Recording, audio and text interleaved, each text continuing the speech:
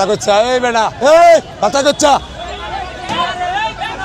এই দৃশ্যটা দেখে আপনাদের মনে প্রশ্ন জাগতে পারে যে সবাই ভাতের প্লেট নিয়ে বাসে উঠে যাচ্ছে কেন। পাগলামি শুরু করে দেয় না, এই মানে পাগলামির জায়গায় না। আসলে রাজধানীর আগারগাঁওয়ে গরিবের বুফে নামে ভাইরাল হওয়ার সেই মিজান হোটেলে প্রতিদিন হাজারো মানুষ এসে ভিড় জমায়। আজকেও ঠিক তার ব্যতিক্রম নয়। অনেক মানুষ একসাথে এখানে জড়ো হওয়ার কারণে বসে খাবার খাওয়ার কোনো সুযোগ থাকে না। তাই যে যার মতো করে যেখানে সুযোগ পাচ্ছে সেখানেই দাঁড়িয়ে খাবার খাচ্ছে। কেউ রিকশায় বসে, কেউ ভ্যানে বসে, কেউ বা ফুটপাতে দাঁড়িয়ে। আজকে যখন সবাই খাবার খাচ্ছিল ঠিক তখন একটা চলন্ত বাসের ভেতর থেকে পানির বোতল ছুঁড়ে মারা হয় খাবাররত মানুষের গায়ে। এই ঘটনাটা পরপর দুইবার ঘটেছে। প্রথমবার সবাই ইগনোর করে গেলেও দ্বিতীয়বার সবাই নোটিস করেছে যে কেউ একজন ইচ্ছে করে পানির বোতল ছুঁড়ে মারছে। তাই যে অবস্থায় খাবাররত ছিল সবাই সে অবস্থায় ভাতের প্লেট নিয়েই দৌড়ে গিয়ে বাসে চড়তে শুরু করলো। আর এতেই হট্টগোল শুরু হয়ে গেল।